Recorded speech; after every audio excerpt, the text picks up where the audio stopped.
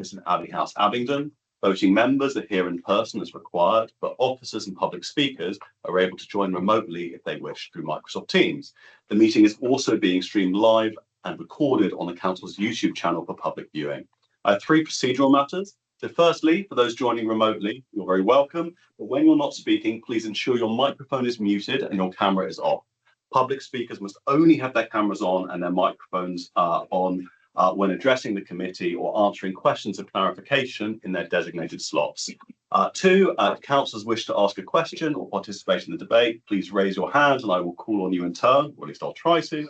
And thirdly, as a modern council, both officers and members will use their electronic devices throughout the meeting. I have four housekeeping announcements. So firstly, evacuation procedure. In the event of an emergency, please evacuate the building by the nearest exit, which is in the corridor immediately to your right. And please stand at Assembly Point 9 in the outside area beyond the fire exit. The Democratic Services officer who's present will assist you. On arriving at the meeting, you should have read the emergency evacuation procedure and find and signed the fire register, and so please inform us if you have not done so. Two, mobile phones, please off or silent.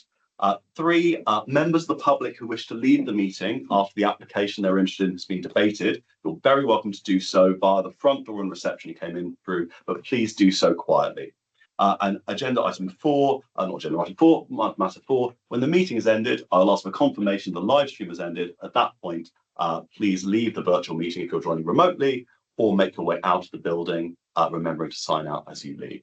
And just a final point, this is a meeting in public, not a public meeting.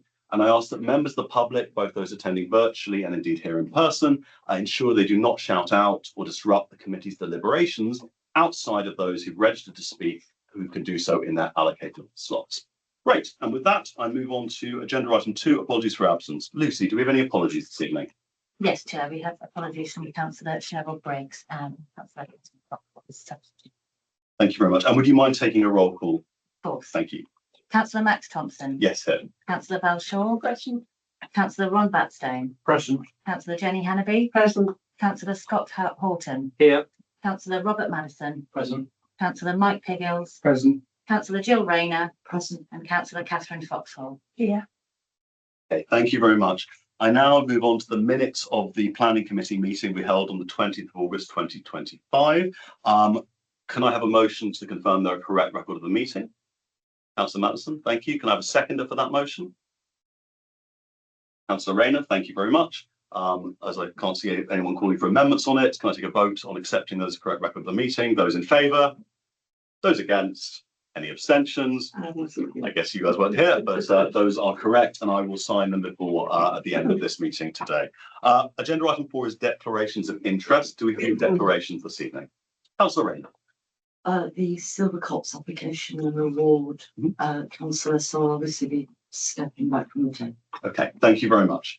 Agenda item 5 is urgent business. Natasha, do we have any urgent business this evening? Thank you, Chair. Just one item, which is to provide an update on the joint local plan. So the committee reports and papers you have in front of you this evening were finalised in advance of the council receiving the recent inspector's letter in relation to the joint local plan. The council received the inspector's letter recommending that the council has not met the duty to cooperate in section 33A of the Planning Compulsory Purchase Act 2004, which cannot be remedied during the implementation of the plan. The council is assessing the position and no formal decisions have yet been made on the next steps. The letter from the inspectorate holds material weight when applying weight to the plan and the policies within it. The starting point for decision taking remains with the policies in the current adopted plan and very limited weight to be attributed to the emerging joint local plan. Chair. Okay, thank you very much for that update.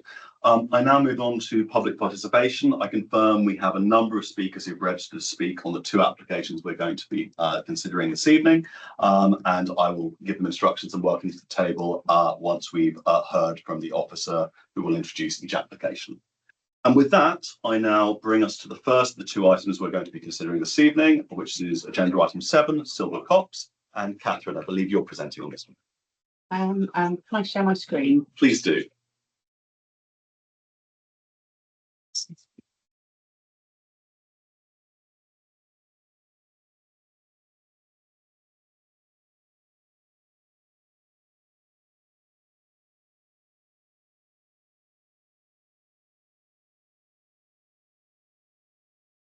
Okay, the first application to be considered is a proposed change of use from a family dwelling to a children's home with a maximum of 4 young people living there.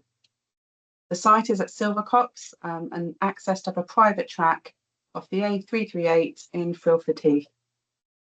The dwelling currently has 5 bedrooms plus separate guest accommodation over the garage.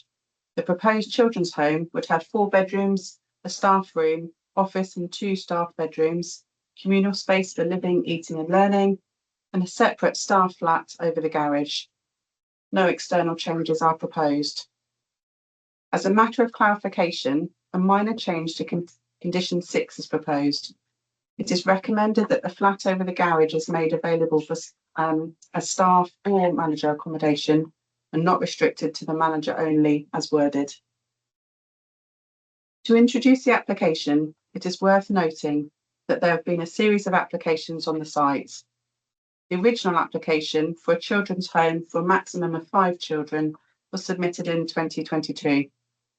On the officer's advice, it was subsequently withdrawn on the grounds that, based on the information that had been provided, it would materially change the character of the area and there would be a high likelihood of noise and disturbance.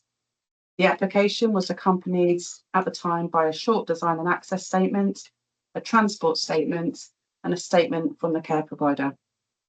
At that time, no consultation was sought from the Environmental Protection Team, but comments were received from OCC Children's Services and Thames Valley Police.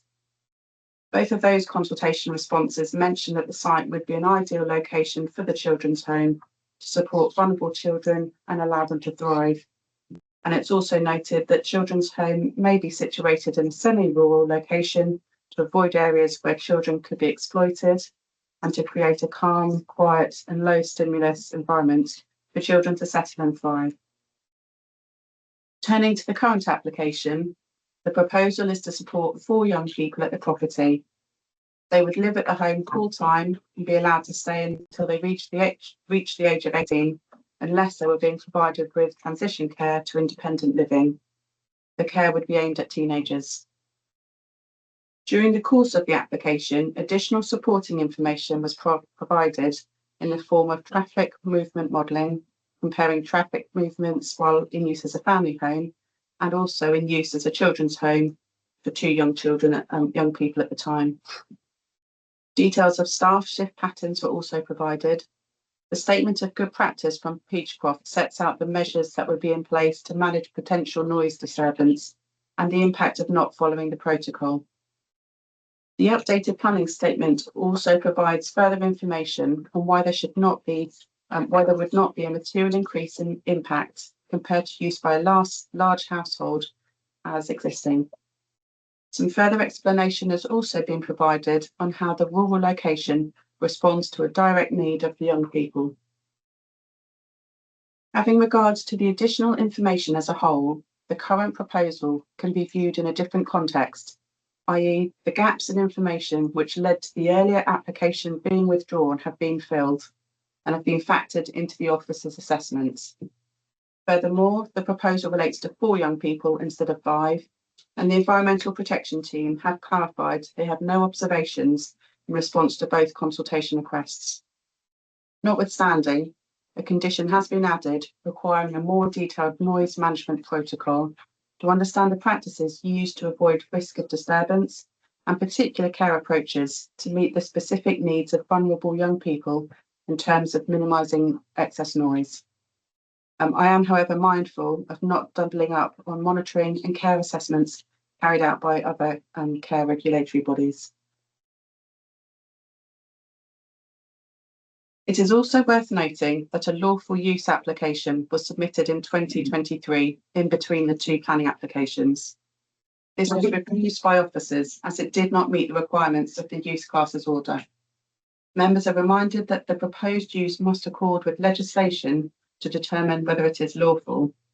This is different to meeting the policies in the development plan. The refusal is currently at appeal. During the course of the current application, we've received a number of representations, one of which included a transport risk assessment raising highway safety concerns. This was reviewed by the highways officer we clarified that it did not raise any new highway safety matters and there was no objection on highways grounds. We have also had sides of correspondence sent to OCC Children's Services regarding safeguarding details associated with the setting. This was submitted as a legal representation. While there is no requirement for the District Council to be involved in the Freedom of Information request, in carrying out our safeguarding duty as a council, we have sought advice from a number of specialist teams, as detailed in the report, and have not identified any safeguarding concerns. In this way, officers have carried out sufficient research and been suitably informed to discharge their duty. Members should, however, be reminded that the Planning Committee is required to determine the application based on material planning considerations. These are suitability of location, impact on amenity, highway safety, parking provision, etc. Matters relating to management practice, placements, level of care, security of setting, monitoring of the quality of care are regulated by separate regulators and should not come into the planning assessment. These factors would of course be considered before any placements could begin, but are not material planning considerations in making a decision at this stage. Legal representations were also received last Friday and on Tuesday requesting deferral of the application to Planning Committee. In each case, we have taken advice from the Council's legal team, and it has been confirmed that the points raised do not justify deferral, and there are no material planning reasons for the application not to be considered by Planning Committee tonight. I have two final points to cover. A committee site visit took place on Monday to consider the context of the property, relationship with neighbouring dwellings, and separation distances to windows and garden space. During the visit, members had the opportunity to visit gardens adjoining the site to gain a better understanding of concerns raised by residents. The main point to consider is the suitability of the location. As set out in the report, we would usually steer children's homes towards larger villages and towns, which are better connected with facilities, public transport, and recreational facilities. In this case, it is understood that many of the young people who would make use of the placements have had a difficult start, and the rural setting serves as a calmer, undisturbed setting to support the young people in moving forwards. Separate to this, it is recognised that there is a greater risk of vulnerable young people being removed from settings by individuals who have previously had a strong influence over them. The more isolated, detached nature of the site allows a greater degree of protection, reducing the risk of this happening. This is underpinned by comments from Thames Valley Police and OCC Children's Services submitted under the original application. On this basis, the more rural location represents a material benefit which offsets the initial concerns over the less than sustainable location. Finally, I wanted to clarify that technical matters relating to highway safety, parking, safe access, traffic movements, noise disturbance do not conflict with the relevant policies and no technical objections are outstanding. Officers are also satisfied that the impact of the change of use associated with 4 young people would not be significantly greater than the use of the dwelling by a large household, which could currently take place. The officer recommendation is to approve the proposal subject to the minor change to condition 6. I pass that to the chair to consider the application in more detail. So thank you very much, Catherine. I'm sure we'll return to you for some questions, but first we're going to hear from our speakers on this application. So our first, I guess, category of speaker, I believe we've got 3 members of the public speaking in objection to this. I believe that's Ms. Hall, Mr. Nick Hall, and is it Mr. Lee Miller or Ms. Lee Miller? Mr. Excellent. Please take a seat. Oh, you've only got 1 chair. We should get you a couple more chairs. That's all right. Oh, please do. Thank you very much. Sorry, I hope I pronounced this name broadly correctly. Are you coming over these? Yeah. Excellent, very good. Well, thank you for joining us this evening. I hope you've had it explained. You've got 3 minutes in total, and you'll get a sort of 30-second warning if that's all right. And then there may be some questions of clarification from the committee to you afterwards. if that We've works out. divided the time up slightly differently, but we've had a chat with Lucy, so Oh, thank perfect. you. She'll Okay. give us the nod. No, it's Thanks very absolutely great. much. Okay, well, thank you. Thank you for joining us whenever you're ready. Okay. On behalf of the 83 local residents who signed the petition, I'd like to raise 3 key objections. First, the location is unsuitable and unsustainable. The proposal is clearly contrary to Core Policy 4 and Policy DP8 in that it is development in the open countryside in an unsustainable location. It's nowhere near any parks, shops, schools or medical care. It's on an unmade and unlit road. The report suggests the council's policies should be completely set aside in favour of a commercial operations testimony. This is not defensible.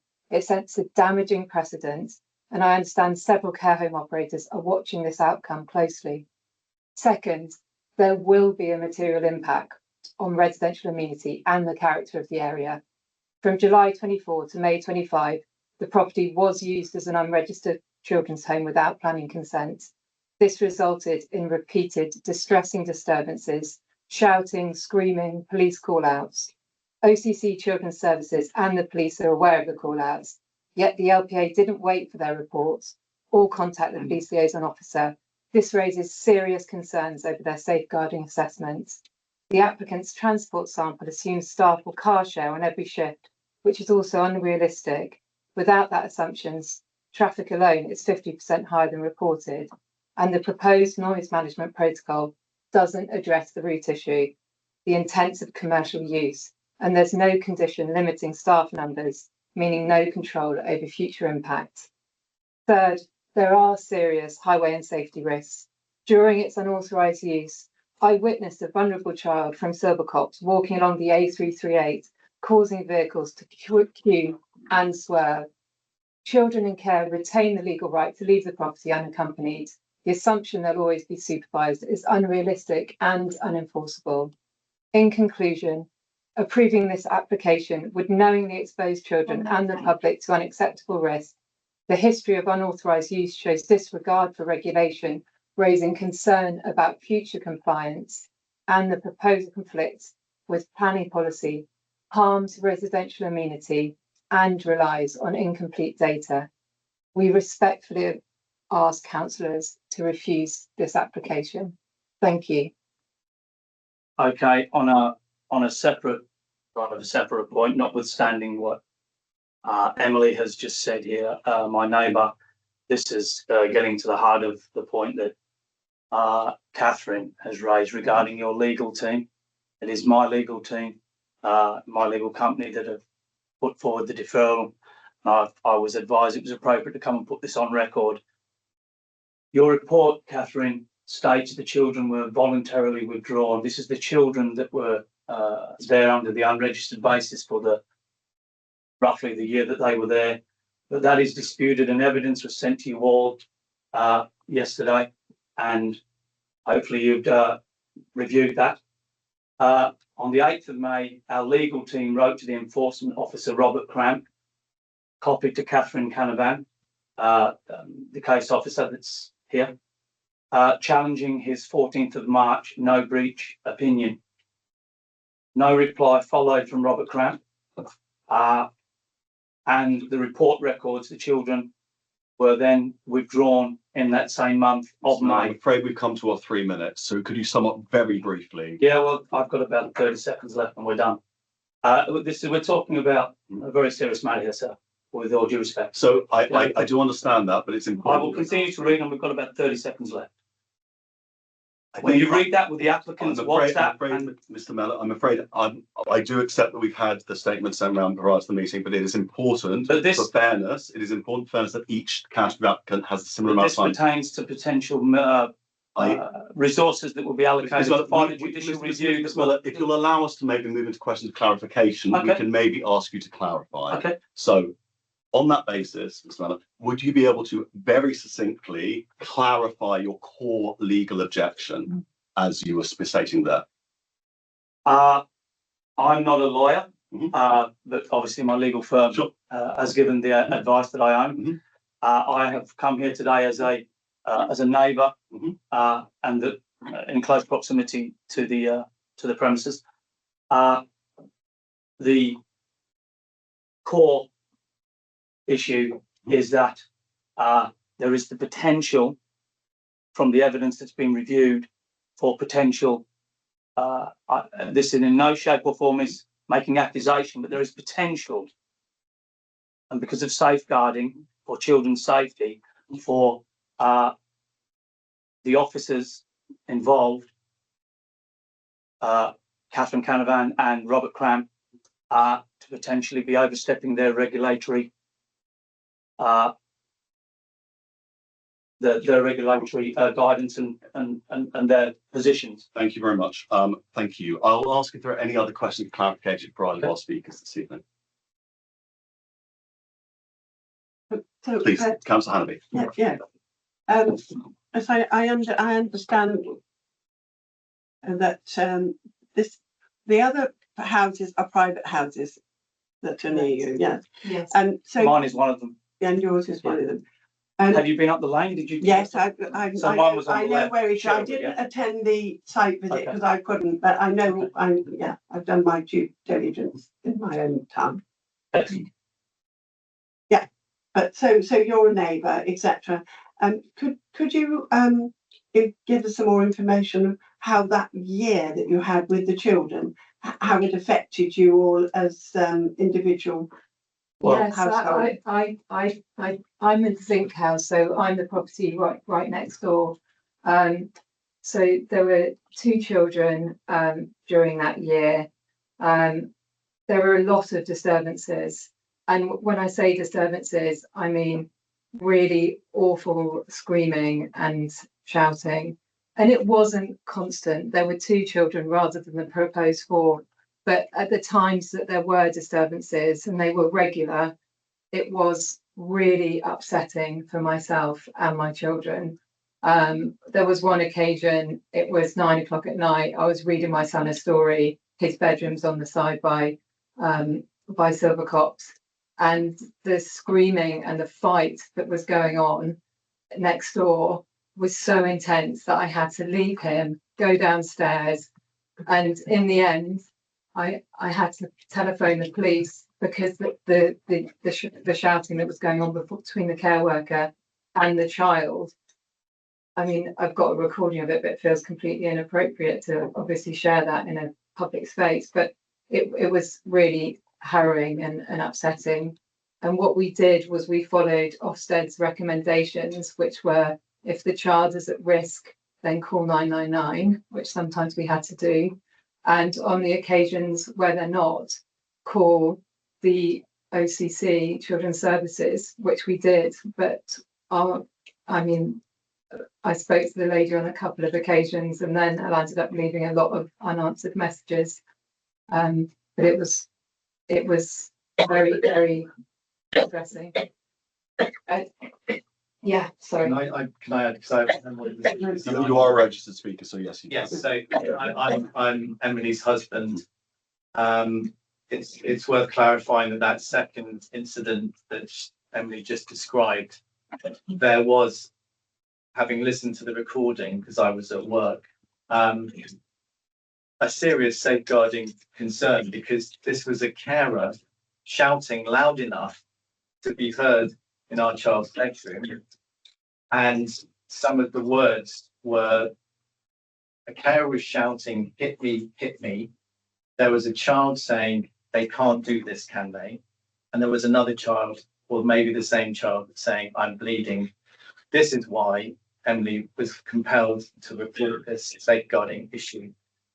Other disturbances that are worth mentioning is that the staff changeover was every night between 8:30 and 9, and this proposal is around 9 p.m. at night. They would have a staff handover meeting outside the property, which we could hear from inside the property. And despite the transport sample that's been sent, I've sent photos in of 3 cars parked outside. So there were changeovers of potentially 6 cars at that time, and it was very loud as well. And that is absolutely nothing like a family home. A family home, you're never going to have 6 cars arrive at 9 p.m. at night, people talking loudly outside your house. And that's 7 days a week. So this comparison to a family home is misconstrued and misleading. Thank you, Chair. Are there any further questions, clarification for our speakers? I can't see any sort of, oh, Councillor Hawson. Thank you, Chair. I wanted to get some more information. You mentioned that the officer's report states the children were voluntarily withdrawn. I would like to know what your view on what happened there was, because I'm a little confused as to. You're asking me? Well, either of you. Okay. So when the children were voluntarily withdrawn, we became aware of this when the officer put it in her report. Mhm. We had meetings with the applicant regarding and with two members here tonight that I think are representing her, Liam and sorry, I know we've I'm met. sorry, I know we've met, but I yes. can't remember your name. I'm afraid it's best if people don't engage during the context of the meeting, but please. So we had meetings regarding trying to work out at my house. So the applicant came to my house, which is a bit further down the lane, about organising or looking at a pragmatic solution where I would, with my resources, I would look to fund other children's homes around the country in order to maybe get this withdrawn, because my beliefs in the Lord Jesus Christ, I started to take interest in. I don't just want to object, I want to have a look and see what's going on here. And it was during that process that Linda, the applicant, came to my house and we sat down and talked about looking at that. And I subsequently sent this into the council on Tuesday and last week. And what we were discussing was she felt aggrieved that the children had been taken away, and that didn't add up with saying that the children had been voluntarily removed. And then it was from our legal team's close examination that we've now put two and two together after assessing it for the last week and a half since the report came out, that the reasoning for it doesn't add up. And I have to be very careful.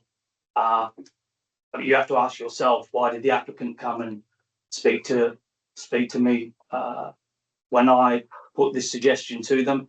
I was trying to find a pragmatic solution that she then carried on with the application and didn't engage with me. But the text messages showed she was very interested in that. So sorry, for clarity, we're saying that you're willing for the children were not voluntarily withdrawn from.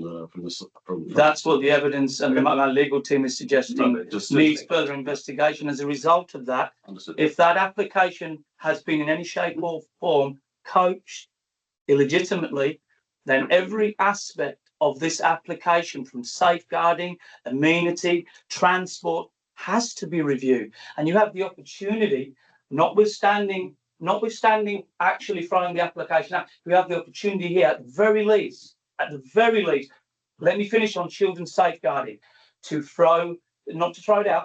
defer it so we can do proper assessments of everything that Catherine Canavan and Robert Cramp and all adjudicating officers have been involved with. Thank you. Thank you very much. Right. Are there any further questions for our speakers? It was just thank you very much for your time this evening. Thank you. And I'll now call upon our next category of speaker. I believe Liam Walker, you're speaking in support of the application. So thank you for joining us. As with all the speakers, you will get 3 minutes in which to speak. So thank you for joining us, and you have 3 minutes when you're ready. You'll get a 30-second warning. Okay, thank you so much. Good evening. My name is Liam Walker, and I'm here to speak in support of the application for Silvercop's change to C2 use. I'm an independent care consultant specialising in children's homes with over a quarter of a century of experience, including 24 years working with Oxfordshire County Council's residential and end of care service. During that time, I helped design the service from its inception, managed a 6-bed children's home in Kidlington, and led on behaviour management for the local authority. I've worked at every level, from night care assistant through to registered manager, giving me deep practical understanding of what makes a good children's home as opposed to an unregulated placement, which has already been described today. I'm very pleased that planning officers have recommended approval and would like to highlight why this isn't just a compliant application, it's a much needed and socially valuable one. Sadly, there's a shortage of small, high quality homes for vulnerable children. Oxfordshire needs to care for Oxfordshire children locally, and Silver Copse can help do exactly that, providing a peaceful, therapeutic environment for children who may have experienced trauma. From experience, I know that objections often come from fear and misunderstanding of what a children's home is and what a children's home isn't, which is different from a regulated children's home as opposed to an unregulated arrangement. Children's homes, by their nature, aren't chaotic or institutional. They're calm, structured, nurturing places where children can feel safe, heal, and thrive. They're built around the same principles as any family home, and this is underpinned by the regulations, where children are loved, happy, healthy, safe, and supported to fulfill their potential. Day-to-day life is completely ordinary. Children go to school, they go to the shops, on activities just like any other child would expect to do. Staff come and go as any family would who are working. And given Silver Copse's current use as a large holiday let, it's hard to see how this proposal would increase disruption on traffic. The home is in a discrete location and a domestic design, housing no more than 4 children, fewer than many multi-generational households. With over 5,000 square feet, it's ideally suited for stability, privacy, space and comfort. I'd also like to raise that since the planning report was written, the AP38 speed limit has been reduced from 50 miles an hour to 40 miles an hour, making access to nearby bus stops even safer. Today's decision is simply about whether Silver Copse can be a children's home, not whether it should be a children's home. 30 seconds. That's a matter for Ofsted. If approved, the home would still need to be registered. It will be inspected by Ofsted and monitored monthly by an independent visitor, ensuring the care of the highest standard. It would also have a regulatory and legal duty under the regulations to make a positive contribution to the local community. In short, Silver Copse will be a small, well-managed, family-style home offering safety, stability and care for children who need it most, all within a setting that mirrors ordinary family life. We're genuinely excited at the prospect of Silver Copse becoming what it is meant to be. Mr. Walker, I'm afraid you're sort of out of time, so if you could sum up very quickly. I've got 2 more seconds. A safe, nurturing home for children and an asset to the local community and to Oxfordshire as a whole. Okay, thank you very much. There may be some questions, clarification for you, Councillor Pickles. I've got 2 questions for you. I'll take both questions and if you could them both. So we heard from Emily, particularly the distressing experience they had with the previous unregulated care homes that was in place. I'd like to know why you think, if this is approved and Ofsted approved that as a care home, why things will be different and why people won't have to. And my second question is, it is a very isolated location at the end of a long, narrow, unlit street onto a busy road. There are no shop, schools, there's nothing close by. So, and I understand the point that Catherine made about, the isolation has some benefits. But my understanding has always been that this, and we have seen this kind of provision before, it benefits from being closer to a community where there's a widespread range of facilities. So my 2 questions are, why are things going to be different this time around if it's approved? And secondly, I'd like you to explain to me why you think this is such a good location. Okay. First and foremost, I think we need to address there is a difference between unregulated placement, which is unlawful, which was nothing to do. It's worth adding with the current applicants. That was a decision made by Oxford County Council, who I used to work for, and we did it very often because there was a lack of placement. So what would happen is that a social worker would find a holiday home or holiday let. They would commission separately a group of staff to come in and care for that child, and they would notify Ofsted that would happen. And unfortunately, it's a national problem due to lack of endemic lack of placements, particularly in the south, being in the south east is our area. Oxfordshire have to use lots of out of county placements, and they are very, very cost prohibitive. We're talking in essence upwards of £20,000 a week for those placements. This isn't one of those placements. This is regulated. This was regulated under the Care Standards Act 2000. And also under the Children's Homes regulations.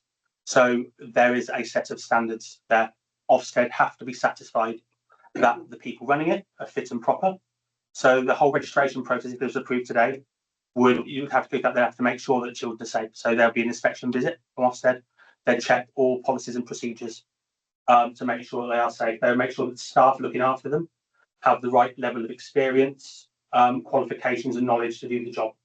They'll make sure that they work within the multi-agency setting, so engaging closely with local safeguarding bodies as well as schools education. That is very, very different from an unregulated placement, which is where children are placed because they cannot go into a children's home. In terms of the decision to remove those children were voluntarily moved from that children's home by Oxford County Council into regulated children's homes, because they were stable enough to live in those regulated children's homes. Whereas before it was deemed that their impact to those homes would be too great. There is a legal responsibility on the manager of the children's homes to ensure that all placements to that children's home can A, the children's home can meet the need of that child, and B, the impact of that child to the rest of the children, to the staff, to themselves, and to the neighbours is minimised. There is also a legal obligation under Regulation 9 of the Children's Homes Regulation 2015 that puts it incumbent on the registered manager to ensure that the home makes a positive contribution to the community.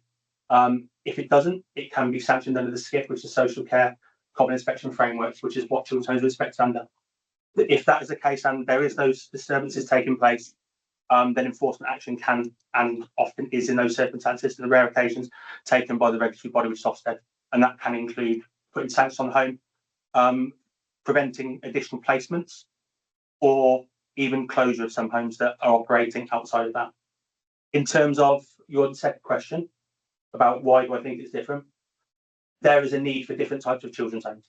Some children need a therapeutic setting where it is out in the sticks, and when we're talking isolation, we're talking the alternative for some of the children who are looked after by Oxfordshire.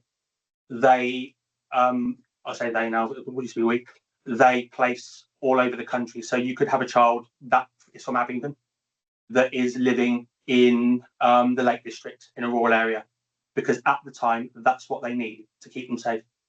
Those places where children, we've had it before in Oxford, so I'm sure you're aware of Operation Bullfinch, yeah, where children were preyed upon within children's homes because they're in built up areas.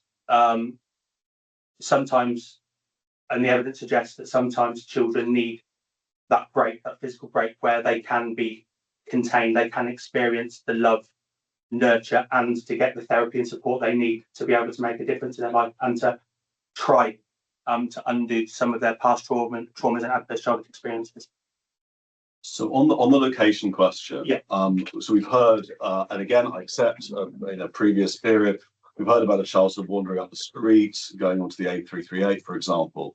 I mean, what sorts of measures will be put in place to ensure that, you know, dangers like that to the children placed, if this is approved, or when this is both approved, but also then if Ofsted approved this as well, what measures can be put in place or would be put in place to ensure that that didn't happen? It would depend. Obviously, on a regulated placement, there is a duty of care incumbent on all workers, which is actually there for everybody. However, policy and procedure allows you to do certain things. So under Regulation 22, for example, you can take away certain liberties from children to safeguard for no longer than is necessary. So under the Children's Homes Regulation, it is possible if a child has put themselves at risk by leaving the building, you can prevent them. But that, again, that's in a regulated body, and that's a safeguarding decision to be made.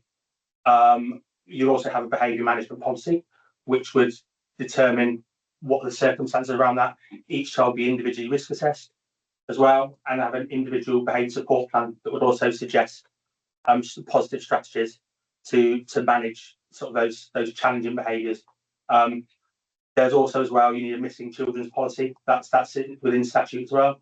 And there's an obligation to engage within the local LPA, with the local LPA, around management strategies for children. There was guidance around that is available from Ofsted with statutory guidance, which is children who go missing and run away from care, and also the National Police Council brought out new guidelines last May, which puts the onus on staff to act in as any reasonable parent would if a child was to go missing and try and leave the property.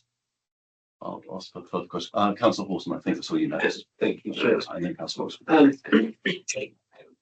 I guess two things I'd like clarifying if possible. Firstly, you mentioned that the regulated homes need to have some level of positive contribution to the local community. Yeah. Could you explain what that actually means?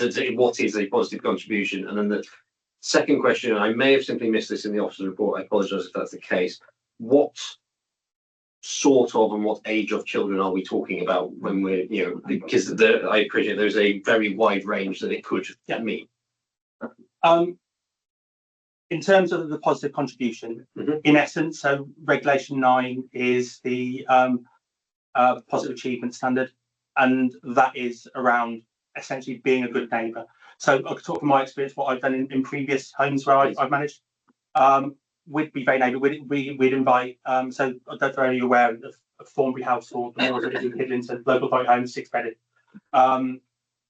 In a quieter, I would say, in terms of Kidlington, quite an affluent area, just off the moors, next to an old people's home and a retirement community. During things like the VE Day and the Queen's Jubilee, we'd have garden parties. We'd invite them around annually. The children would, without being asked, go out and shovel snow for the elderly around the community. Litter picking, things like that. So there isn't anything specific about that they would need to do extra. We would encourage that because I would do that with my own children. But actually, it's about being good citizens, being good neighbours, and making a positive contribution, becoming involved in community life.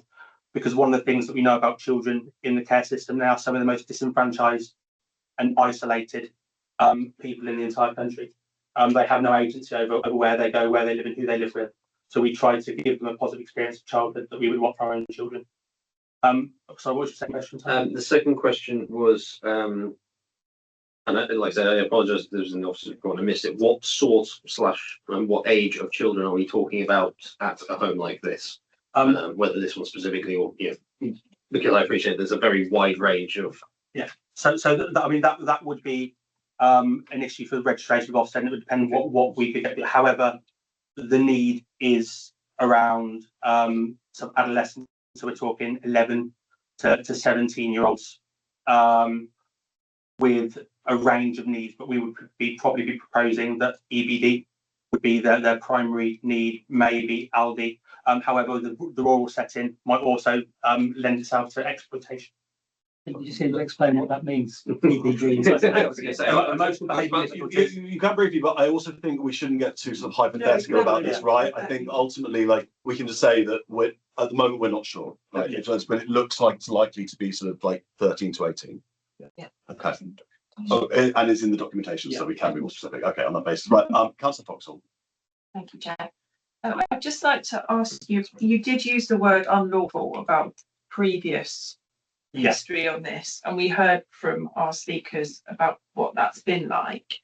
I'm just wondering, could you just expand a little bit more on that? Are we talking about a completely different set of people who were involved in what's gone before as to who are applying now?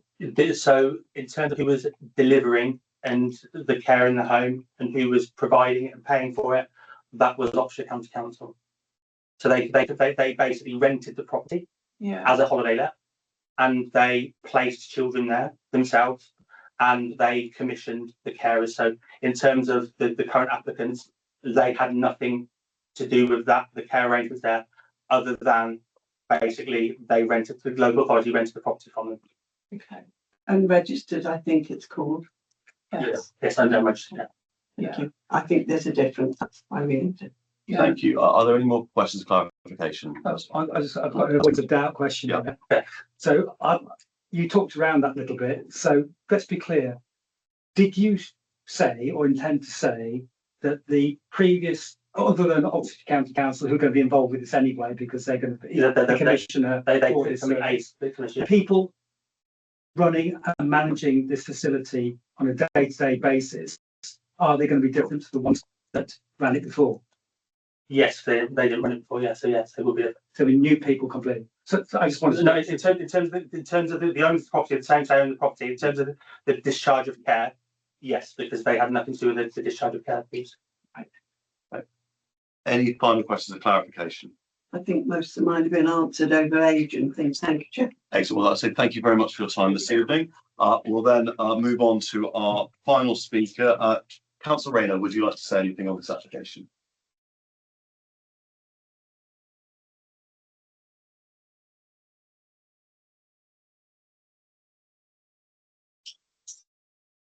Excellent. Well, thank you very much, Councillor Rayner. As everyone else, you've got up to 3 minutes, then maybe some questions or clarification for you It afterwards. really won't take any time at all. The Silcops application has been on the radar for a long time.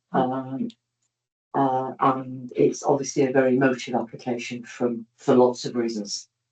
And there's strength of feeling on both sides. I think everyone accepts that. So all I'd like to do basically is to thank the chair for bringing this to the committee. I've had lots of conversations with residents regarding this, and I feel it's very important that this is dealt with transparency and the way it should for a planning application. So just thank you guys. I've got everything with my colleagues that this will be dealt with in the correct way. Thank you, Councillor Rayner. I'll just for procedure, I'll see if there are any questions or clarification for you at this stage. I can't. Well, Councillor, Well, as a ward councillor, obviously you know your area. So have you yourself been contacted with complaints about the previous way the previous? I've had comments from both sides. So and that's why you've brought it here for determination. And also we attended a site visit this week. But your concern about the situation, you asked it to come here. Well, my concern about the situation was doing the right things for the residents on Yes, both sides. So thank you. Thank you very much. I can't see any further questions or clarification, so thank you very much for your time. Thank you. And now I'm going to move on to questions of our officers. So does anyone have any questions for Catherine? I'm sure about so Catherine, Councillor Foxwood, please. Thank you, Chair. Catherine, I'm just wondering if you can help me understand a little bit more what we as a committee need to do in relation to this as a planning application versus all the kind of personal information that we've heard. So you said in your report that management and placement should not be taken into account because and we also shouldn't be talking about my understanding is that we shouldn't be prejudging the emotional needs of the young people who might be put here because this is a planning application. But everything we've heard so far this evening is about the emotions and well-being of children. And this is so important to get right. And yet as a planning application, my understanding is that we can't take into account things like the character of the applicant. We can't take into account things like who may or may not be here and what their emotional needs are. So I'm just wondering if you could help me a bit more. I would say that that's a fair summary. In that, so before we get to the planning matters, we've been asked to check the safeguarding matters. We've done that. We've discharged that duty, and the focus here tonight is looking at the impact of it operating as a family home and the impact of how it operates if it were to be a children's home, whether there's any greater or no change in impact. So that's a material consideration. Also matters of is it a sustainable location? Is that may be a planning consideration. Also, whether the change of use would have any greater or no impact in terms of parking, highway safety, and also noise, stroke, residential amenities. So those are the matters to draw it back to. And the other matters that have started to be discussed, they come at a later stage if it gets to the point of Ofsted looking at it. OCC, the regulatory bodies, but this first step, that's what we have to draw it back to. Councillor Piggles, I think you were next. Catherine, I mean, this site is in open rural countryside, and having heard, previous applications that about suitability of this for this kind of operation, that there's clearly should be weight. Well, my understanding there was supposed to be weight given towards more kind of populated areas, but more areas with a closer community density with other facilities there. Yet we seem to be saying, or your reports are saying, the gentleman over there was saying that this being a very isolated location has benefits. But could you just expand on how you've actually verified that position, and what evidence is there that is actually a true statement, and this is a suitable location, which in some respects conflicts with things we've heard on previous applications? Yeah, I think, yes, as you said, you've already touched on why the benefits that sort of outweigh what our starting position would be in policy to locate it in a sustainable location. In terms of the information we've got around that, we've seen it in the planning statements. We've also had the confidential information submitted from earlier placements that talk about their previous history and how being a rural location has benefited them directly. We've also had discussions with representations from the Monitoring Quality Commissioner and the team there who are aware of that site and the placements, touching on that there are circumstances where having placement in a detached location, rural location, there are significant benefits, and that detachment from sort of being tracked down or being taken away from the placements, I think that we're satisfied that those benefits would come about to any placements at Silvercrops. Councillor Hanamy. Well, I sat through Bullfinch. It wasn't very pleasant to be a councillor that had to sit through that. We have had previous applications for children's home, if you remember, in the cul-de-sac, if you remember that one. And we thought that was a good place to put the children because they had a community around them. They had transport and they had people designated to look after their needs, slightly different because, of course, they were disabled and had various other things. But I think the fact that we did agree that was a good place because we thought that the community around them would benefit the children. Now here we're isolating children, and I know and I understand, having sat through the Bullfinch, why their children would have to be isolated, so that they could be got away from whatever the powers that got hold of them in the first place, or whatever, or maybe parents, or maybe, of course, relatives, etc. So to me at the moment, it's the remoteness that's giving me the issues on this planning application. So I would try and need to have assurances. We've heard that they've had to walk. So the question, sorry, Sharon, I'm doing my usual. So we will move into debate at some stage. Yes, please. Yes, I know. I thought I got rid of doing that. But the question is the rurality of it for children, that maybe children like Bullfinch, would that be a suitable place, or we would have to think would better in a community where more eyes were on them and the community cared. That's my issue with this at the moment. So I don't know if you could put anything more to me than you have already. I feel it's quite clearly set out in the report. Yes, I've read them. In the notes, since I've added in the comments, touched on the comments that we originally received from OCC Children's Services and Thames Valley Police in relation to the original one, which talks about the risk associated with children being exploited, and this is therefore an ideal setting because there is that attachment. So there's comment that sort of touches on that, even though that was back in 2022. And I feel we've heard from the applicant's consultant as well, which sort of mirrors that view as well. So I think that's everything I can give you on that point. That's Nicholas. Can we just talk about amenity impact, i.e. DP 23 and 25? Given there's going to be quite a lot more intensity of use, given what's perhaps how Hoddy would suggest, because it's 7 days of activity.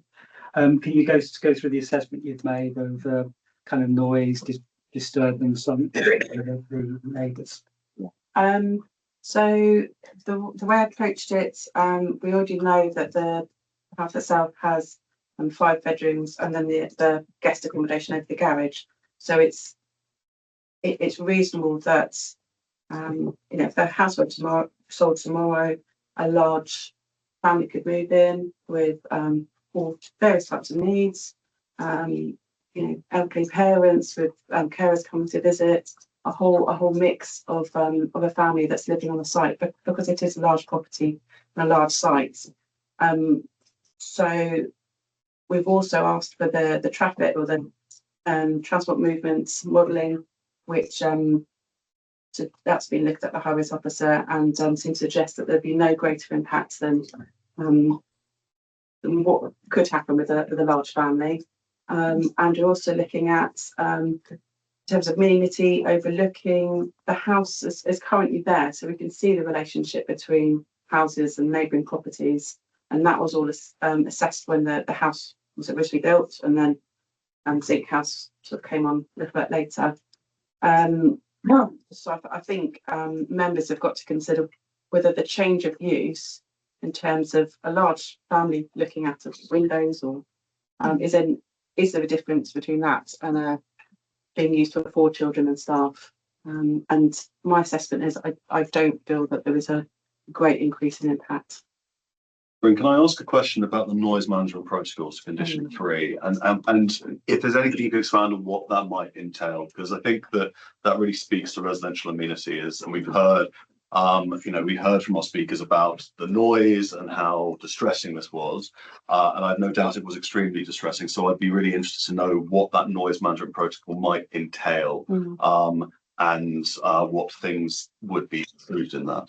Well, it sounds like if this progressed to a later stage, that's all the sort of information that would be asked for at that stage anyway. But specifically in managing the situation from a planning perspective, I think we would want to have the information around how staff manage the first arrival of the young person, if that's a risks of being quite an emotional event or sort of point in first interaction, how outdoor recreational time is managed. So that if noise levels start to rise, there's mechanisms in place to sort of work with the young person to either sort of calm down or have some time in the house perhaps. The protocols for if a young person was leaving the property alone, again that's already been touched on, and measures to settle a young person if they were becoming distressed. So again, I feel this is all dealt with in much greater detail through Ofsted. Sure. But those are the sorts of things we'd expect to come in through the noise protocol. Thank you. Are there any further questions for our officer before we move into debate? That's Pickles. Sorry, I don't want to hold the question. The letter the letter was emailed around, which was kind of talking about some of the inconsistencies between the enforcement communications and the narrative in your report. How much weight should we set with that? I mean, what's your interpretation of that information, and how material is it, or should it be for our planning consideration? My understanding of the enforcement matter was so it was being worked on by the enforcement officer, referred to the enforcement officer when he had a look at the site. I think there was only one young person living there. It was assessed, and at that point it was felt that enforcement action didn't need to be taken, and then since then the use has stopped completely. So we've had confirmation that there's no enforcement matter to proceed with. In my mind, that enforcement investigation prompted the planning application to come in, which we're we're looking at today. So in my mind, it's almost a separate process that's been dealt with and assessed, and the focus is on this application, whether it is or isn't acceptable. So you're saying your advice and guidance to us is to ignore that limitation? I don't feel it adds to what we're looking at this evening. Okay, thank you. Okay, right. I'm going to suggest we move into debate on this application, unless there are any further questions for our officer. I can't see any, so I'm going to ask for a motion on this application. Would someone like to report a motion on this application? Councillor Hannity. Yeah. I would like to put forward that we do not grant planning permission on this children's home. My two real concerns is the isolation of the children, not having enough information about children that will be there or how they will be looked after, but also the impact on residents who have already, it seems, experienced quite some trauma with children. Okay, so we have a motion to refuse based on unsuitable location and based on residential amenity. So I need a seconder for that motion before we move into debate. Would someone like to second that motion? Councillor Horton. Okay, I open the floor to debate. Councillor Horton, would you like to say something on this? You don't have to. Sorry. I think I'll wait until later for Rachel. Okay. So I open the floor to debate. Please, Councillor Foxall. I'm not sure I'm able to support the motion at the moment. I keep coming back to the fact that Oxfordshire is absolutely desperate for places to look after children. We are sending children a very long way away, and what we're being asked as a committee to do is allow the use of a pre-existing building so that Ofsted and OCC can then determine the best way to use that building to provide care for 4 children. And so, yeah. And so I keep coming back to that, you know, the well-being of the children and the fact that, so yes, so primarily it's about this rural location. If planning committees are always saying that looked after children must be in urban settings or in communities, does that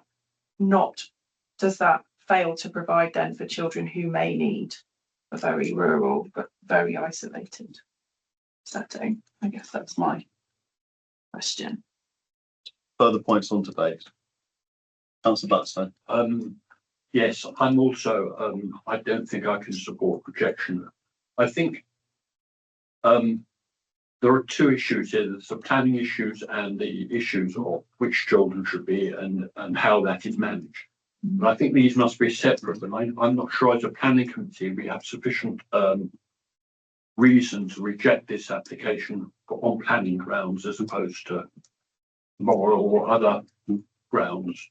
For example, whether it's suitable for children or not is really not a planning matter.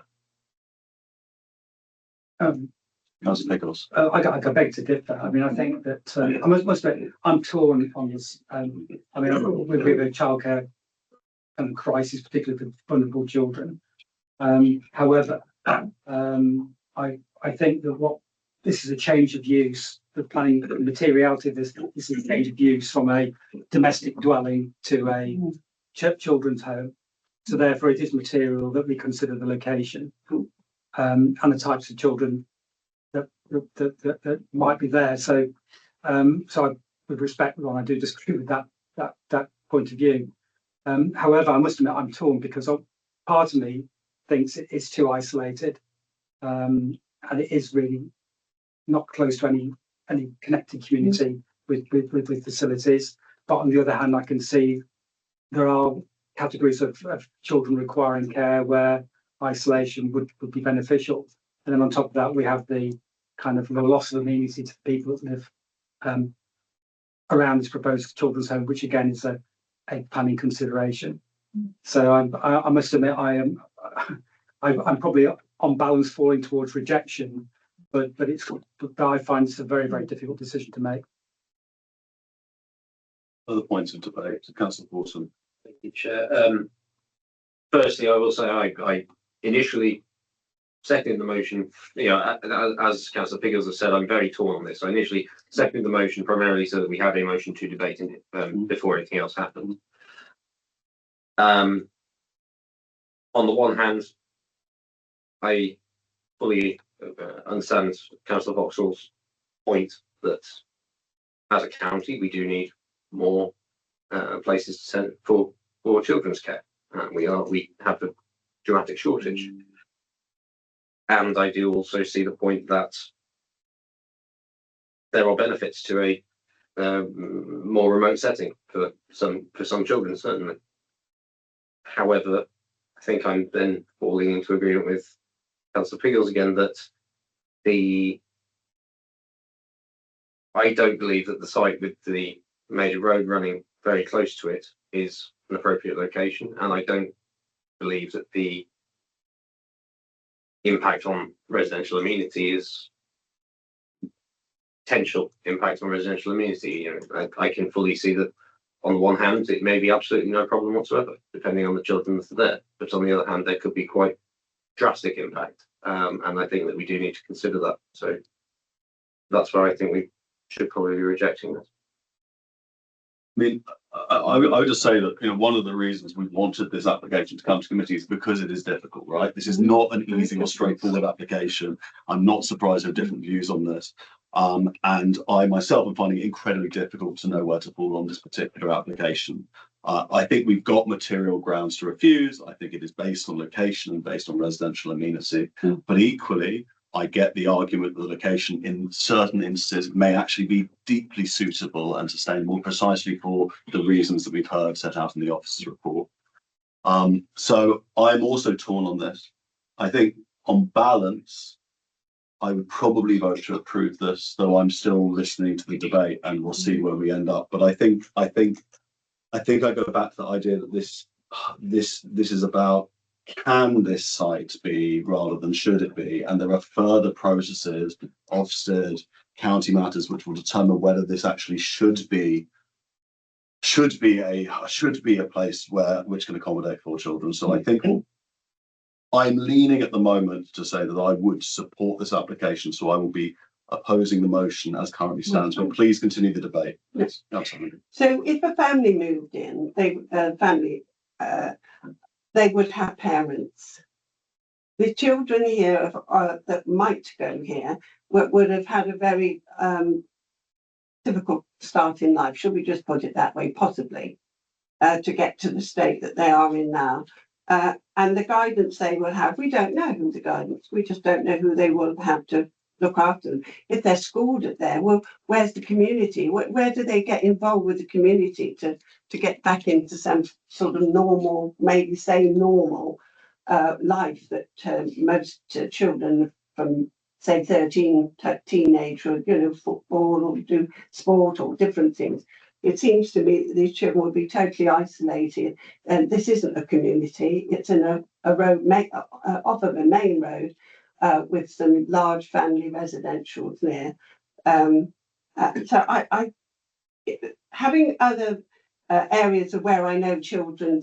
One is in the middle of my town at the moment. It's a children's home, and I'm going to welcome that, because they have a bus stop right outside and they can get into the amenities, etc., that children would probably want to do at that age from 11 to 18, when they can make their own choices. I just feel that this is just too isolated to put children, unless there was absolute, we had in front of us why these children need to be, and we haven't. So we don't know what type of child is going to be in. I say, because I'm county council, OCC will no doubt do the due diligence, but that I'm thinking of the children here. I'm thinking of the children, what sort of life they will have isolated in this road, etc. So I don't think it's appropriate, and I do have sympathy for residents as well. We have to think of the whole area. So that's really why and I very rarely go against my officers, as you know, but I really just don't like this one, and with any shape or form, reading the reports, and just thinking of the things that have gone before, where we've heard before about police going in, etc. And that could quite easily happen. Thank you, Councillor Boxall.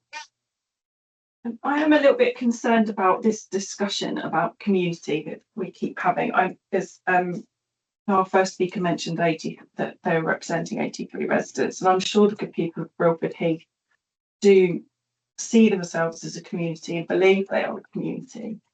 So the question is whether there is any place within that community for looked after young children. So we're not talking about a remote farm in the Lake District up a mountain. We're talking about, we're talking about not just a village quite close to Abingdon in Oxfordshire. Equally, it is a kilometre from the bus stop. So it is difficult, but I think there is a community there, but there would obviously be a lot of work and willingness needed to build bridges for this, I think. Okay, is there anything further to be said on this motion? Sorry, Councillor Madison. Thank you, Chair. I've listened to what everybody's had to say, and I thought I just ought to put my 2 pence in before we come to the end of the debate and come to vote on the motion. It is a difficult one, and I am, as many other members are, very torn. However, I don't think I will be supporting the motion. It's a little bit difficult, I think, to disentangle what is a planning matter and what isn't in this case. And there are issues of safeguarding that really do go beyond what we ought to be considering as a planning committee. There are other bodies, Ofsted, the County Council, that really do look after and ought to be looking after those aspects. In terms of what we're considering, we can consider issues of amenity, noise, and location. I think it may be that there are children who would benefit from being located in a more isolated place. I use the word isolated relatively. It is pretty close to Frilford and relatively close to Abingdon, such that you could quite easily get a lift into Abingdon without it being a huge issue, I would say. In terms of can it be used in planning terms as a C2 property, I think with the noise mitigation plan that's been discussed as a condition, I think it can. And for that reason, I think I won't be supporting the motion that we've got now. So I think that's my 2 pence on this one. Okay, right. Is there anything further to say on this one? Or should we take a vote on this application, which is to refuse the officer's recommendation and to deny planning permission? Just to clear up about Brilford, and perhaps people aren't too familiar with it. There are no parks. Shop. I mean, the nearest shop is the BP garage, which is quite a hike away. It is very remote. It is basically rural countryside. I don't think we should kind of confuse it with some of the other locations we've considered for similar types of properties in the past. Just a point of information. Yeah. Right. Anything further to say before we take a vote on this application to refuse?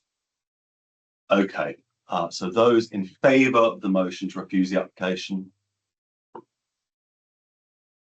Those against? And I guess I was going to abstain, so I have a casting vote, right? Oh, great. Okay. Sorry, hang on. Did I miscount? Oh, I think there were 3 for the motion and 4 against. And 4 against. Oh, sorry. Oh, apologies. I got my numbers wrong. Right. So 3 for, 4 against, 1 abstention. In which case, sorry. It falls. In which case that falls. Sorry, can we vote again? Because I'm sorry, I confused myself. Apologies. So those in favour of the motion to refuse. Those against? And I will abstain. Okay. Right, in that case, the motion fails, so I need to call for another motion from the room. Councillor Batson. Yes, I'm willing to propose a motion that we do accept the application, bearing, I think with all the conditions we've got here, particularly the submission of noise management protocol, which looks very detailed to me, that the two issues which are noise management and traffic, I think, in planning terms, are satisfied here. So I'm willing to accept the application. Okay, do I have a second of that motion? Councillor Madison. Okay, I open the floor to debate. It may be that everything's been said that needs to be said, but yeah, anything further? Well, I mean, other than to reiterate, in my opinion, this is an incredibly difficult decision. This has already been rehearsed and relitigated. I don't want to relitigate that point again, but I do think that this is about changes. That the original planning permission for that building was for residential use. This is a change of use to what I believe, based on balance, is probably an inappropriate use of the building in that location. So I can't support the motion to accept this application. I will say again, I accept all that's been said just now, and that I think it's isolation for the children. I'm thinking of the children more. We haven't really got too much information of what sort of children go there or how they'll be looked after. We've heard from residents where it's gone badly wrong, and who's to say that might not happen again. So I'm thinking of residents as well, because this was a residential house beforehand. The people around were expected to be residential and not turned into a children's home, where they're not sure who the children or how they're going to be looked after. All they've had is some very bad experiences. So I think there are better areas for a children's home than this one. Councillor Batson. Yes, I suppose what I'm doing is I'm supporting the various authorities and people like Ofsted and OCC to ensure that this location is used wisely. There are a lot of people in children's services who look at all these details, and I think it's really up to them to decide whether this is a suitable location, rather than us as a planning committee trying to preempt that decision. Our job is to approve the change of use. So yes, with respect, I disagree. Yeah.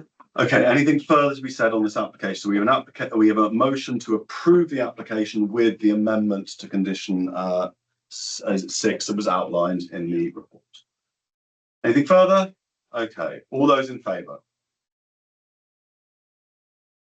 Those against?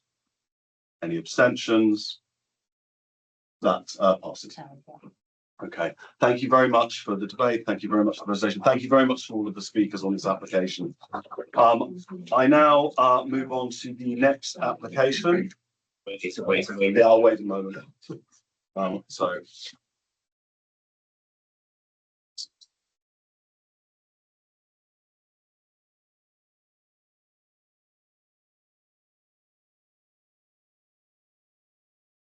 So thank you very much. We now move on to our next application. Nathalie, I believe you're presenting on this one. Yes. So we have a 2-minute comfort break. Yes, we have a 2 minutes. Yes, we'll pause for 2 minutes for comfort break. If we could just maybe hold back for a second just to wait for people to exit the building. Jenny, can we pause, please? just give it a second. Could we just pause? Sorry? Yeah, You mean those people going out? Yeah. Susie, would you pause the broadcast just for a moment, please? Yes, of course. Thank you. I keep on forgetting Jenny's hearing isn't right.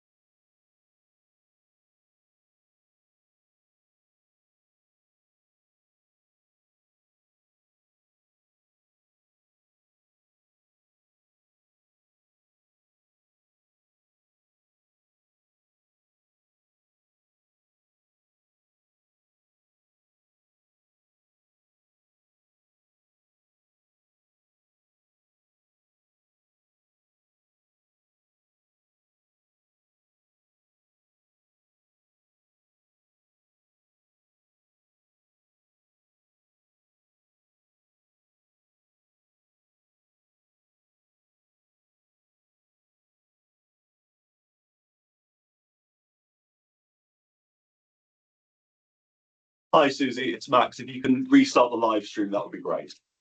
Okay, and you're back on. Thank you very much. We now move on to agenda item 8, which is 37 Cope Close. Natalie, I believe you're presenting it. Thank you, Chair. Good evening, councillors. My name is Natalie Power and I'm the case officer for this application.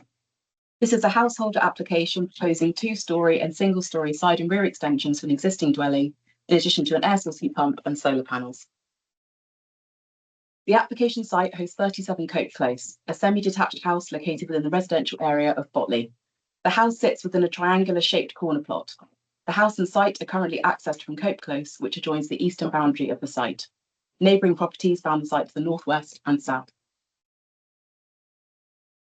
Here is a site plan and a photograph of number 37. The cumulative development proposed to the house is shown hatched on this plan, and a dotted red line has been added to indicate the projection of the 2-storey rear and side extensions.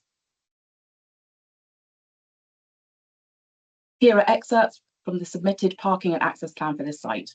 The plan demonstrates 2 standard car parking spaces and the capacity for vehicles to enter and exit the site using the existing drop curb. For this householder application, 2 accessible car parking spaces for the 6 bedrooms proposed on this site is considered acceptable for this location. Here are the proposed elevation plans, depicting the projection of the pitched 2-storey side and rear extensions and the flat-roofed single-storey side and rear extensions, in addition to the positioning of the air source heat pump to the rear of the property and the proposed solar panels on the roof. Here are the proposed floor plans for the development. Whilst the proposed floor plans are on the screen, I would like to take this opportunity to touch upon the potential use of this dwelling as a house of multiple occupation, an HMO. The application type before us is for householder development for extension and alterations to an existing dwelling. Notwithstanding the details that are shown on these floor plans, please bear in mind that under the Town and Country Planning Uses Classes Order, planning permission is not required for a change of use for any family dwelling in use class C3 to an HMO of up to 6 unrelated persons in use class C4.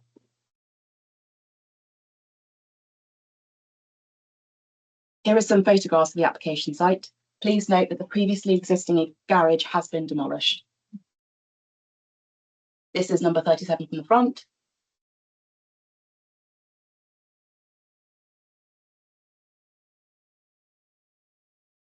This is the photo. This is the photo of the area to the front of the house proposed to be used for car parking. And the rest of the car parking area facing the opposite direction. This is number 37 from the rear. This is the existing rear garden. And this photo is the rear elevation of number 37 and its neighbouring properties. Number 37 is partially obscured by the vegetation there. Here are extracts of the proposed plans altogether. The Oxfordshire County Council Highways Liaison Officer and the Environmental Protection Officer have raised no objection to the proposal. For the reasons outlined within the committee report, it is Officer's recommendation that this householder proposal be approved. Thank you, Chair. Okay, thank you very much, Natalie. We'll probably return to you for some questions once we've heard from our speakers. We've got 3 speakers on this application. The first speaker is Councillor Adam Rankin, who I believe is joining us virtually. Councillor Rankin, are you there? Indeed, Chair. Thank you. Good. Thank you for letting me talk tonight. Thank you so much. Well, look, we can see you, we can hear you, and you've 3 minutes when you're ready. Lovely, thank you. Right, as Chair of Botley and North Hinksey Planning Committee, I urge you tonight to refuse this application for the side and rear extensions to this address. The plot right on the corner of Cope Close and Montague Road is wide at the road frontage and narrows quite quickly to a point at the rear. This application from Oxford Shared Living will expand the dwelling from a 3-bed small family semi to a 6-bed home, which obviously will eventually become an HMO, although this application does not cover that particular aspect. Our objection concentrates on 4 main points: parking, overdevelopment, overdominance, and lack of amenity space. So the parking, detail shows 2 spaces at odd angles that fill the front space. We feel that this is A, unrealistic, B, does not leave space for any bin or cycle storage, which would be required for an HMO, will create unsafe access and egress issues on a corner plot. It doesn't meet the county standards of half a space per bedroom. and it will create parking issues away from the property, as this is a corner plot and there are double yellow lines on this particular junction. Overdevelopment. The pre-application advice given clearly indicates that the proposals do not fit in with the existing character of the street scene. Though the proposal has been scaled back from the proposal put forward for pre-application advice, Botley and North Hinksey Parish Council still consider this an overdevelopment of the plot and contrary to policy HS1 in the North Hinksey Neighbourhood Plan. Overdominance. The Joint Design Guide principles 5.24, 5.26 and 5.29 are all contravened here. 5.24 states that the dwelling responds to and respects the character of the appearance of the area and street scene, and obviously with these particular extensions proposed it doesn't. 5.26 states that the dwelling uses simple, uncomplicated building forms that complement and coordinate with the scale, form and massing of the original dwelling. And we feel that, that these extensions particularly dominate the appearance of the property. 5.29 states that overcomplicated roof profiles should be avoided. Lack of amenity space. The rear extension covers a good deal of what already is a small amenity space for its type of property. The remaining space is insufficient for a 6-bedroom home, possibly housing up to 8 adults, as 2 of the bedrooms could be marketed as doubles. Again, it is evident that the proposal goes against a number of principles that would keep it within the character of the immediate neighbourhood, in light of which I urge you to refuse this application. Thank you. Thank you very much, Councillor Rankin. I'll just ask if there are any questions of clarification for you from the committee. Does anyone have any questions? But please, Councillor Hannaby. Yeah, does this area suffer from parking, lots of parking from people, from the residents, over parking? I said, you said there's double yellow lines. Are they adhered to? Yes, yeah, there.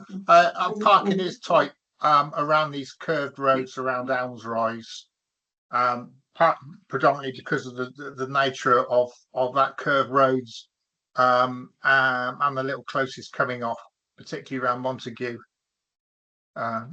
You have to go slow around there. It's people don't seem to want to use their drives too much. And also some people have shared drives as well. Thank you very much. Are there any further questions or clarification of Councillor Rankin? I can't see any, so I'll say thank you very much for your time this evening, Councillor Rankin, and I'll call upon our next speaker on this application. Our next speaker on this application is speaking in support of this application, and that's Moira Dorey. Please. Thank you. Excellent. Thank you for joining us this evening. As with everyone else, you'll have 3 minutes when you're ready, and you'll get a 30-second warning, and there may be some questions and clarification for you afterwards. So thank you for joining us, please. I would like to speak on behalf of my application, which has been recommended for approval by the planning team following pre-application advice and further revisions that we made to the proposal to ensure it complies with local and wider planning policy. It's also worth noting that there have been no objections from neighbours who have received notification of this proposal in May and again in July and August for this reconsultation. I'm aware that our proposed development has been brought to this committee as a result of comments raised by Botley and North Hinksey Parish, and would like to address their concerns. Reflecting that, the keynotes which I would like to address today pertain to parking, overdevelopment of the plot, and lack of amenity space. As a result of their comments at the end of June, detailed parking plans were submitted, showing safe entrance and exit routes for 2 cars in the driveway. This is the requirement for this type of application. It's important to highlight that upon reconsultation in August, the Highways team have emphasised that, and I quote, "The additional submitted information and car parking plan do not impact highway matters, and my recommendation is unchanged. I have no objections." In trusting their expertise, we therefore understand that this point has been fully covered. Regarding overdevelopment of the plot, our pre-application advice was fully incorporated in the final design. The application and further submissions provided photographs of several side and rear extensions in the immediate local area. that are similar in size to the proposal. In keeping with the officer's recommendations for approval, we believe that our carefully thought out design now respects the character of the main dwelling and does not result in the overdevelopment of this plot. Finally, the parish council objected on the grounds of lack of amenity space for 6 people. This application is solely for householder external works of a C3 property. Therefore, considerations relating to the number of people living in the property is not relevant for the purposes of this planning application. Should the property be considered for use in multiple occupation in future, it would be subject to licensing standards, which legally must be applied to, ensuring that sufficient provision would be made. Notwithstanding this, the application provides for attractive and practical outside amenity space that will contribute to the well-being of the occupants. 30 seconds left. Thank you, and I hope that I have been able to address your concerns. Thank you very much. There may be some questions of clarification for you, Yeah. so I'll ask the committee if there are any questions of clarification. Councillor Foxall. Thank you. In the officer's report and the previous speaker, there's been a number of comments about potential for this to become a HMO. Yes. Can you just clarify that that is or isn't your intention? So, am I allowed to ask that? Well, we must consider this application as it stands. Exactly. I think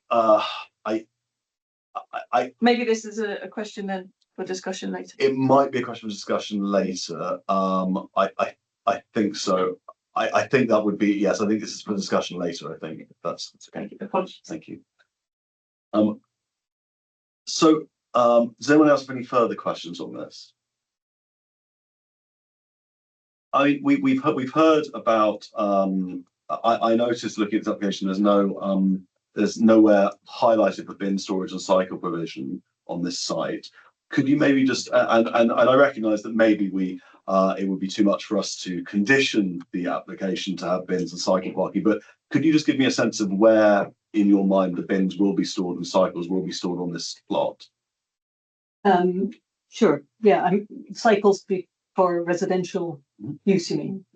But we can set something up on the left-hand side. At the moment, we've got there's a flower bed there, but behind the flower bed, we think we could fit that in.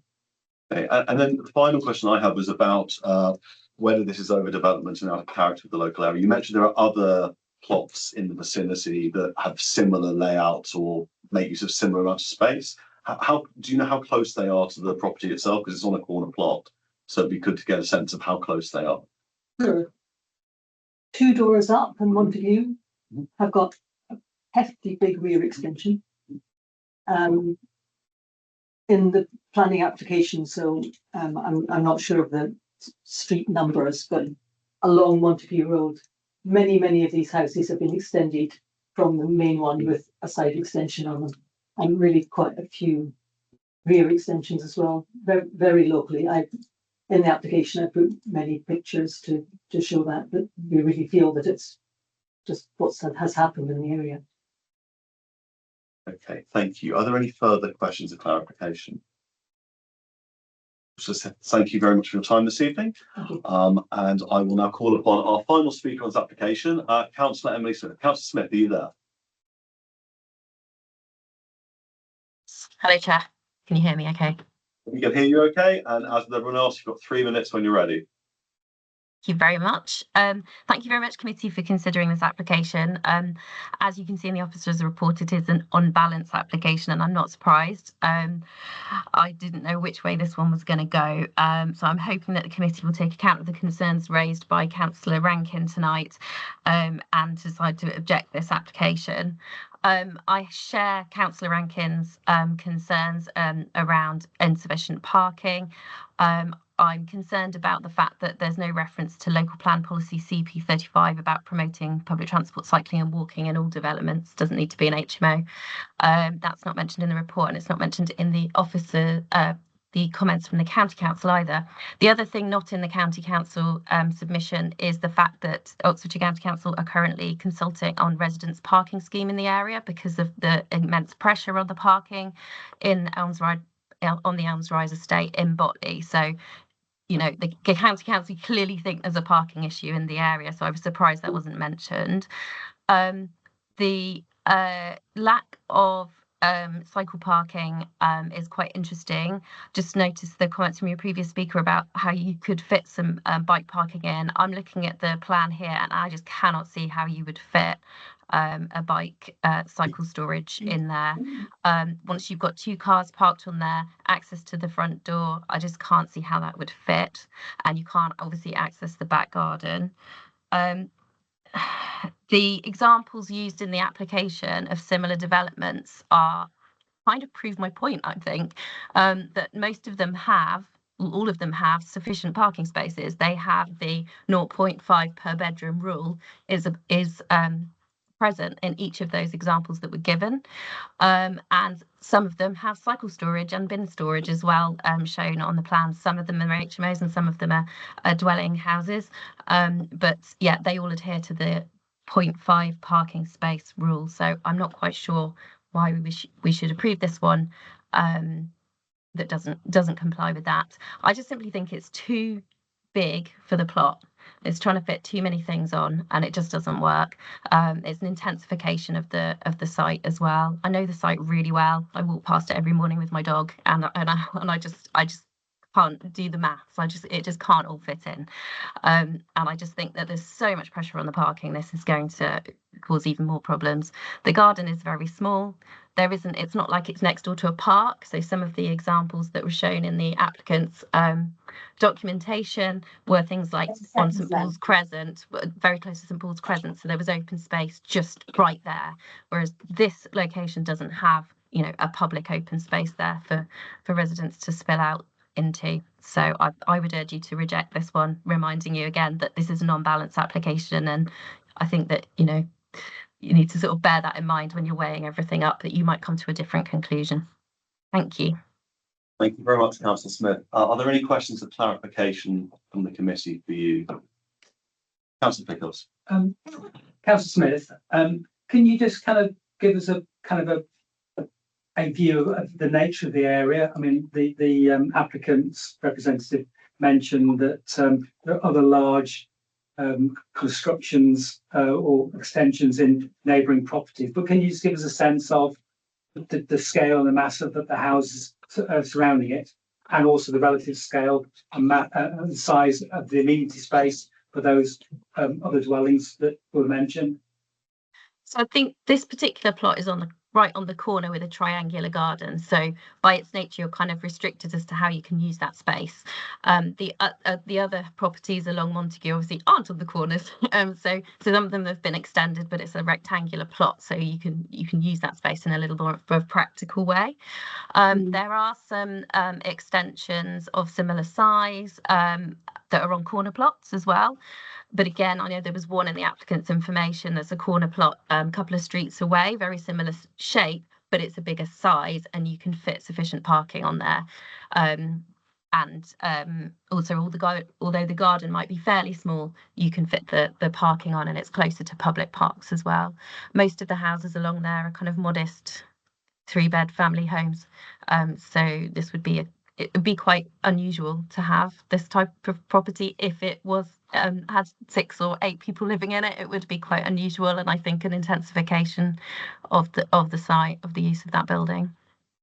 Thank you. Thank you. Are there any further questions to Councillor Smith? Yes, please, Councillor Buckley. Thank you, Chair. Hello, Councillor Smith. You mentioned, you're talking about parking, and you talked about a 0.5 parking per bedroom rule. Whereas the officer's report we have in paragraph 7.19 says that 2 car parking spaces would meet count OCC car parking standards. So please, could you just clarify to me where 0.5, why the 0.5 per bedroom rule is coming from? Thank you. I can't remember where the actual documentation is that has that in it now, and it's something that the parish has been raised at the parish council, and I know you can't go back to Councillor Rankin, but he'd probably answer that question. But I know that the other properties all seem to be following that rule. I'm sorry, I can't remember. Maybe I don't know if our planning officer might be able to help with that one. We might turn to the planning officer when we move into questions for our officer. Any further questions for Councillor Smith? I can't see any in which to say thank you so much, Councillor Smith, for your time. And now we're going to move on to questions for our officers. So does anyone have any questions for Councillor Horton? Well, we'll start with the one that everyone's going to ask, which is what can you clarify what the rule is regarding the number of parking spaces that are required? Thank you, Councillor. So in terms of the parking standards for a 4+ bedroom property in Oxford, on the edge of Oxford, it is 2 spaces, 2 car parking spaces. The 0.5 space per bedroom is coming from HMO standards from ACC.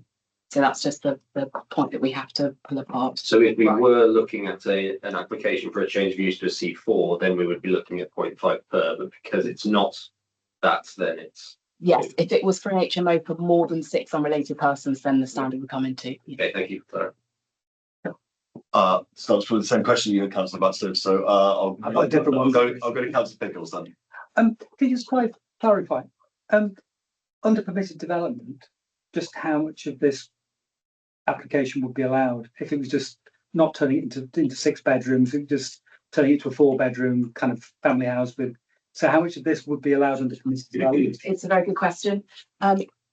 For this particular plot, again, I appreciate it's a very compact site, but you could get a 1-storey side extension right up to the boundary. You could get a 2-storey. Again, it would be a very compact development, but as long as it was 2 meters from the boundary, you could get a 2-storey rear extension on the plot as well, including additional single rear extensions. And you could construct a 1-storey up to 2.5 meters in height outbuilding that could cover up to 50% of the plot. Right, so okay, that's very clear. Thank you for that. Definitely. So on this as well. So one thing that struck me about this was 7.15, 7.16, which talks about separation distances. When it talks about how the joint design guide talks about, it should be 10 meters, but it's 7 meters. Could you just expand on that slightly in terms of why it's okay, or why your judgment is it's okay in this space? Yes. And does that have any impact on the permitted development rights as well, or not? I'll start with just explaining, and I'll Yeah, go into that. But essentially, this is one of the points of the application that were particularly on balance. So our joint design guide recommends that generally 2-storey extension or any kind of development should maintain a distance of 10 meters to a rear boundary with a neighbour. Our plot at the moment is triangular shaped. So we have assessed it on the basis that this technically side boundary is serving as a rear boundary. So my next step of assessment, considering that the extension doesn't meet the 10 meters, was looking at under permitted development, what does central government consider an acceptable separation distance to a rear boundary?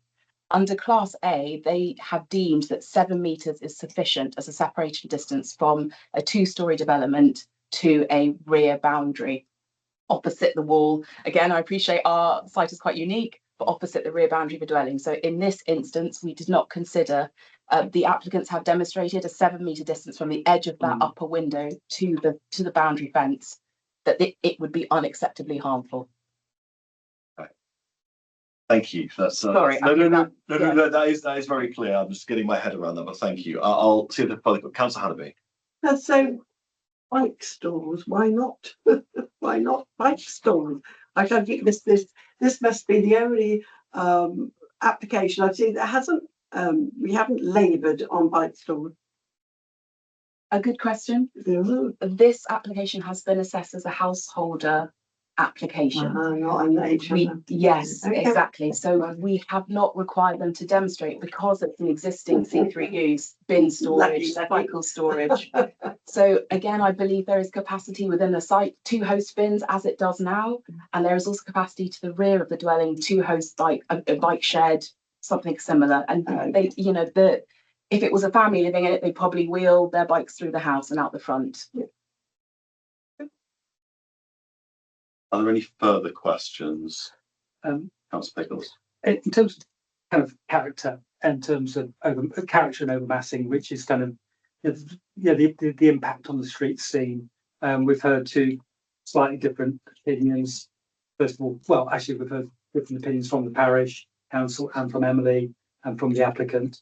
Can you give us your interpretation of why you think that the built form of this will not be harmful to the street scene and not appear to be overmassing or out of character with the area? When we look at the Joint Design Guide design principles, they're very clear that any new development should be quite visually subservient to the main body of the dwelling. The extensions that have been brought forward are set down from the roof ridge, they're set back from the principal elevation, they're set back from the public highway. The rear extension again is not immediately visible from the public realm. The two-storey side extension is. Oh, could say. Yes, sorry, I'm looking at the. I have been there to have a look. Yes. Yeah. I'm not sure if you were able to access the rear of the No, I garden. passed it.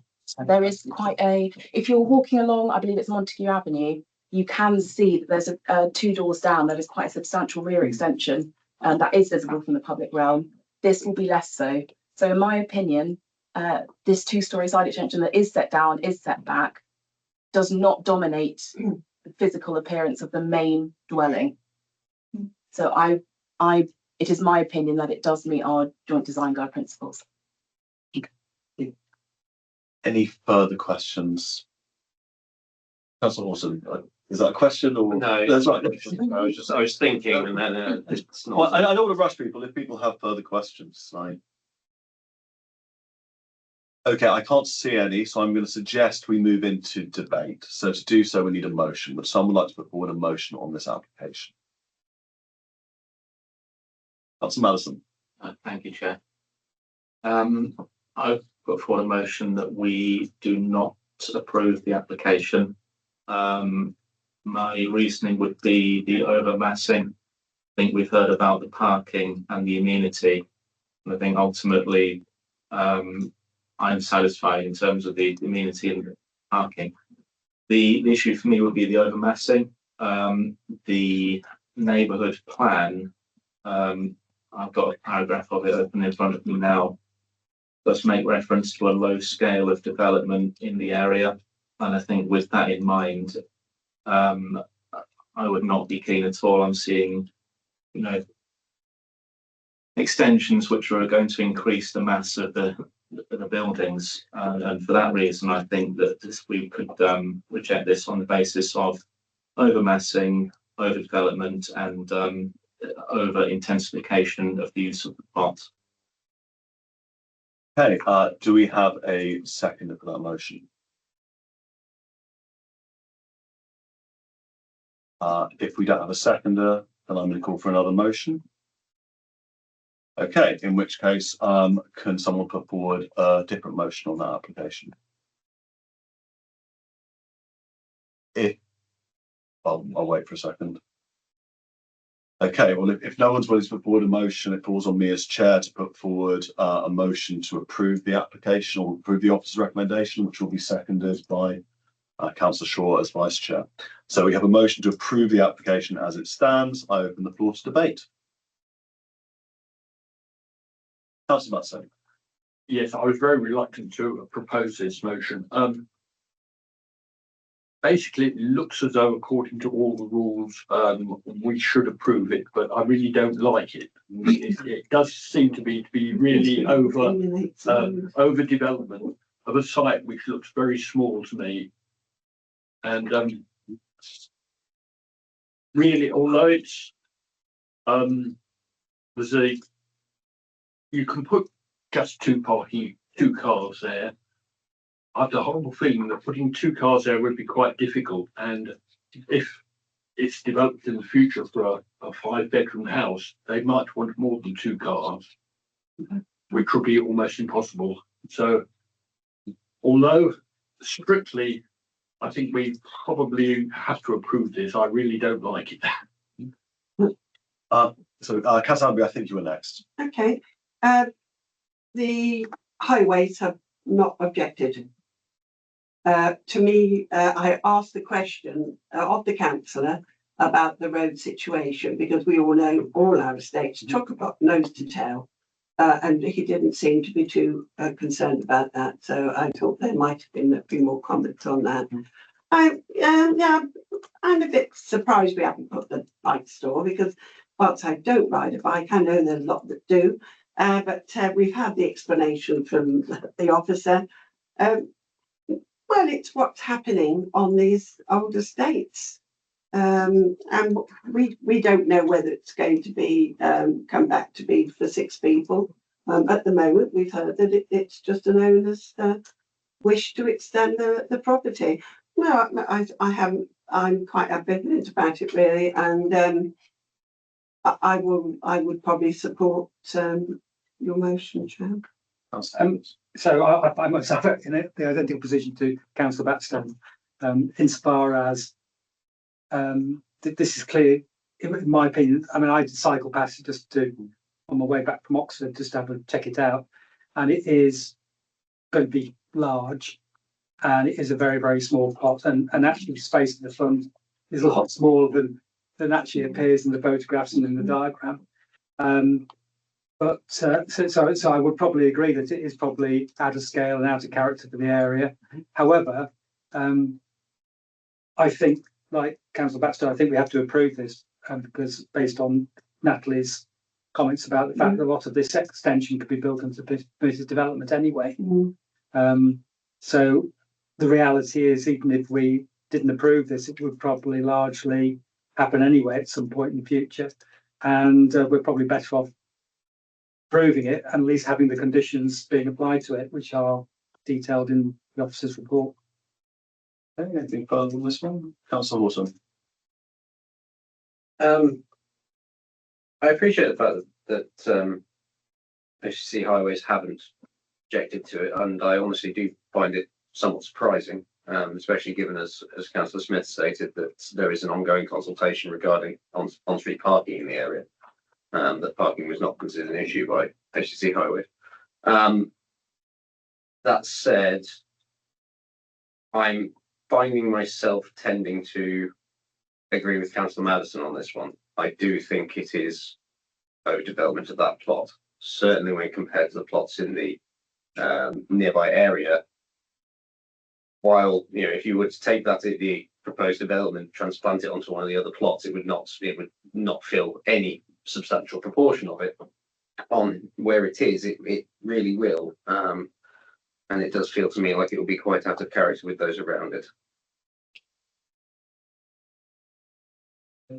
Can I sort of, because I think it's not a bad decision. I think there are grounds to refuse this, and again, I'm sort of in my mind going through whether it actually meets the criteria in my mind for overdevelopment. And also, can I ask Councillor Manson, you mentioned you were reading a bit of the neighbourhood plan. Was that policy HS1? So I just have it in front of you. If you've got it in front of you, is that to do with the characteristics of new housing? So the bit I was reading was actually the character assessment, page 33, which I appreciate might technically be like a different document or a supporting document.